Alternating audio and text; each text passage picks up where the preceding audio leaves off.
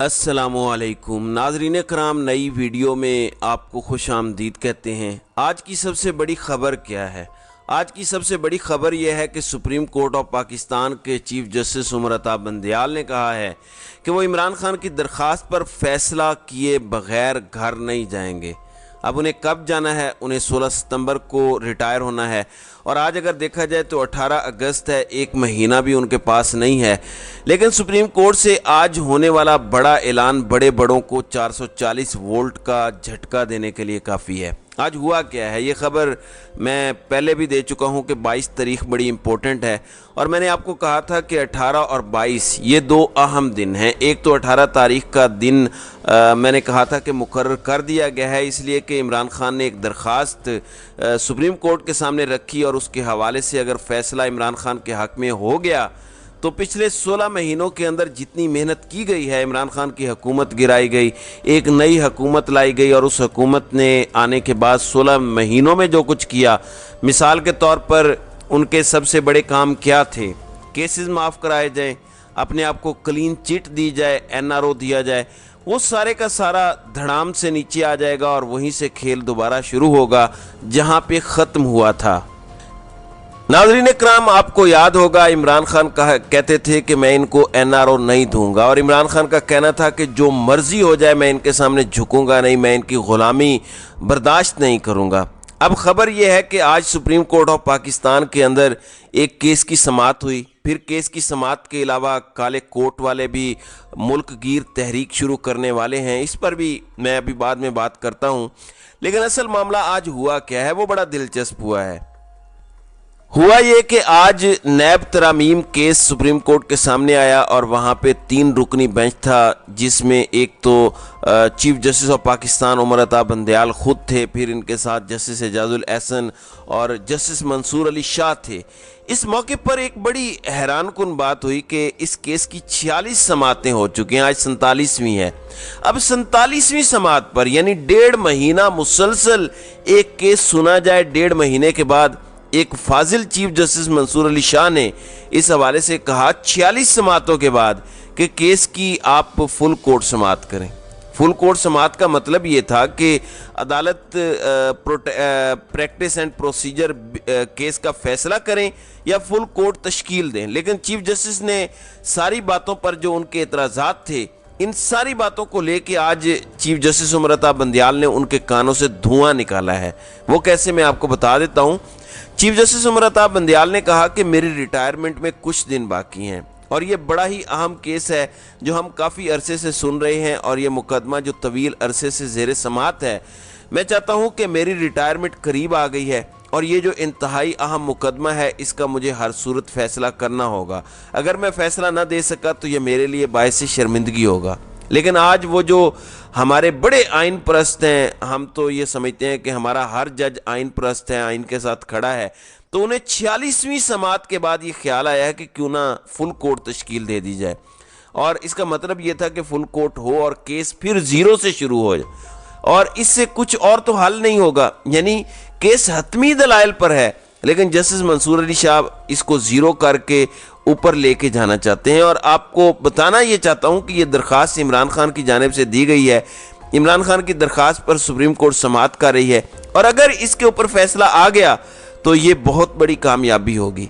और जस्टिस उमर अता बंदयाल ने कह दिया है कि वो फैसला हर सूरत करना चाहते हैं, अदरवाइज़ उनके लिए ये बात बायस शर्मिंदगी होगी। तो इनकी पूरी की पूरी जो मेहनत का भट्टा है वो बैठ जाएगा और इनकी हर चीज़ रिवर्स हो जाएगी, जैसे बाकी कानून साजी के हवाले से हमारे पास खबरें आ रही हैं। नाज़रीन इकराम, अब मैं आपको जो एक और अहम डेवलपमेंट बताना चाहता हूँ वो ये है कि इलेक्शन चूँकि डिले करने के हवाले से बहुत सी बातें हो रही हैं। आज अनवारुल हक काकड़ ने अपनी काबीना के पहले ही इजलास से गुफ्तगू की। उन्होंने मईशत के मुतालिक बताया, उन्होंने अपनी टीम के मुतालिक बताया, हर चीज़ से मुतालिक बताया सिवाय उस चीज़ के जिसका मैंडेट उनको दिया गया है। वो कह रहे थे कि मुझे कौम की खिदमत का मैंडेट दिया गया है। अनवारुल हक काकड़ साहब, आपको कौम की खिदमत का मैंडेट नहीं दिया गया, आपको एक थोड़े अरसे की जिम्मेदारी दी गई है कि आप इलेक्शन करवाएं। मैंडेट हमेशा अवाम देती है इलेक्शन के ज़रिए, जो आपके पास नहीं है। इन्होंने हर एक ज़रूरी बात की, लेकिन जो सबसे ज़्यादा ज़रूरी बात थी इलेक्शंस की, اس کے اوپر ایک لفظ بھی نہیں بولا۔ میں اس لیے کہتا ہوں کہ جو حلف لینے والا ہم نے تماشا لگایا ہوا ہے اس کا کوئی فائدہ نہیں ہے۔ جب آپ نے اس پر عمل درآمد ہی نہیں کرنا تو پھر اس مشق سے کیا حاصل ہوتا ہے؟ اب میں آپ کو جو اصل بات بتانا چاہتا ہوں وہ کالے کوٹ والوں کی ہے۔ ناظرین اکرام، جب جب پاکستان کے اندر کھیل پلٹا ہے، جب جب فیصلہ کن معاملات ہوئے ہیں تو کالے کوٹ والوں کا کردار بڑا مؤثر رہا۔ آپ عمران خان کے معاملے میں دیکھ لیجئے کہ جب کسی کو زمان پارک جانے کی اجازت نہیں تھی تو وکلا جا رہے تھے۔ اس وقت کون عمران خان کے ساتھ کھڑا تھا؟ وکلا، اور اس وقت بھی عمران خان کے ساتھ کھڑے ہیں ان کے کیسز کو لے کے اور باقی چیزوں کو لے کے۔ تو اب میں آپ کو بتانا چاہتا ہوں کہ سپریم کورٹ بار ایسوسی ایشن جو آلریڈی سپریم کورٹ سے رابطہ کر چکی ہے اور پٹیشن فائل کر چکی ہے، وہ چونکہ تحریک انصاف کی حمایت یافتہ وکلاء کی باڈی ہے، یعنی زبیری صاحب تحریک انصاف کی حمایت لے کر آئے ہیں اور یہ حامد خان گروپ سے ہیں۔ اسی طرح سے لاہور ہائی کورٹ بار ایسوسی ایشن بھی حامد خان گروپ سے ہے، لاہور بار بھی ان کی طرف سے ہے، لیکن پاکستان بار کونسل کے اندر ابھی تک انہیں یہ میجورٹی حاصل نہیں ہے۔ لیکن آج پاکستان بار کونسل نے بھی واضح طور پر ملک گیر احتجاج کی، ملک گیر تحریک کی کال دے دی ہے، اور وکلاء کی تحریک کے سامنے تو جنرل مشرف نہیں ٹک سکے تھے۔ یہ انوار الحق کاکڑ اور دیگر اس طرح کے چیلے چانٹے کیا چیزیں ہیں، یہ ممکن ہی نہیں ہے۔ انہوں نے کہا کہ 90 دن کے اندر انتخابات ہر صورت کروائے جائیں۔ اگر 90 دن کے اندر انتخابات نہ ہوئے تو اس کا مطلب یہ ہوگا کہ ایک ملک گیر تحریک چلائی جائے گی۔ یعنی آج انوار الحق کاکڑ 9 مئی کے حوالے سے گفتگو کر رہے تھے، باقی ہر چیز کے حوالے سے گفتگو کر رہے تھے، کہہ رہے تھے کہ ان کو سزائیں دیں گے، یہ کریں گے، وہ کریں گے، بالکل کریں، لیکن سر قوم کا حق نہ مارا جائے، قوم کو حق رائے دہی دیا جائے، اور یہ آپ کی بنیادی ذمہ داری ہے، اس میں یہ چیزیں آنے دیں۔ اب آگے اگلی بات یہ ہے کہ اب کھیل ذرا الٹا شروع ہو گیا ہے۔ میں نے آپ کو یہ خبر دی تھی اور خبر یہ تھی کہ مریم نواز کی ضمانت منسوخی کا کیس لگ گیا ہے۔ اب صرف ان کا کیس نہیں لگا بلکہ جو رانا ثناء اللہ ہیں ان کی ضمانت منسوخی کا کیس بھی لگ گیا ہے، اور چیف جسٹس عمر عطا بندیال کی سربراہی میں 2 رکنی بینچ مریم نواز کی ضمانت منسوخی کی درخواست کو 22 اگست کو، جبکہ رانا ثناء اللہ کی درخواست کو 23 اگست کو، اور احد چیمہ کی ضمانت منسوخی کی جو نیب کی درخواست ہے اس کو 25 اگست کو سنے گا، اس کی سماعت کرے گا۔ اس کا مطلب یہ ہے کہ آنے والے چند دن بڑے اہم ہیں، اور ان دنوں میں بہت کچھ ہوتا ہوا آپ کو دکھائی دے گا۔ اتنے امپورٹنٹ ہیں، اندازہ کیجئے پاکستان کے برطانیہ میں جو ہائی کمشنر ہیں ڈاکٹر فیصل، بڑی مؤثر آواز ہیں، ترجمان بھی رہے ہیں دفتر خارجہ کے، ان کی نواز شریف سے ملاقات ہوئی ہے۔ سوال یہ پیدا ہوتا ہے کہ اس وقت نواز شریف عدالتوں سے مفرور ہیں، عدالتوں سے بھاگے ہوئے ہیں، پاکستان کی عدالتوں کو مطلوب ہیں، پاکستان کا ہائی کمشنر ان سے کیسے مل سکتا ہے؟ کیا پاکستان کا ہائی کمشنر ریاست کا ملازم ہے یا شریف خاندان کا ملازم ہے؟ یہ بڑا ضروری ہے، اور اگر کوئی ایسی بات تھی بھی تو نواز شریف کو پاکستان کے ہائی کمیشن میں آنا چاہیے تھا، نہ کہ ہائی کمشنر کو چل کے ان کے پاس جانا چاہیے تھا۔ یہ کوئی اچھی مثال نہیں ہے۔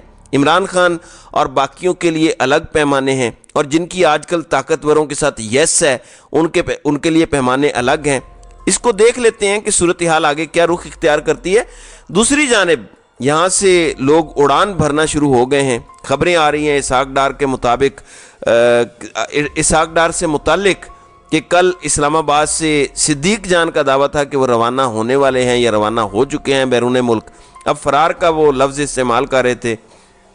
پھر سمیع ابراہیم صاحب کہہ رہے ہیں کہ اسحاق ڈار اپنے وطن سے اپنے دوسرے وطن روانہ ہو گئے۔ اگر وطن سے وطن روانہ ہو گئے ہیں تو ان کا پہلا وطن تو ظاہر ہے دبئی ہو سکتا ہے یا پھر لندن ہو سکتا ہے، کیونکہ وہیں وہ دکھائی دیتے ہیں جہاں پہ نواز شریف کی بھی پاکستان کے ہائی کمشنر کے ساتھ ملاقات ہوئی ہے۔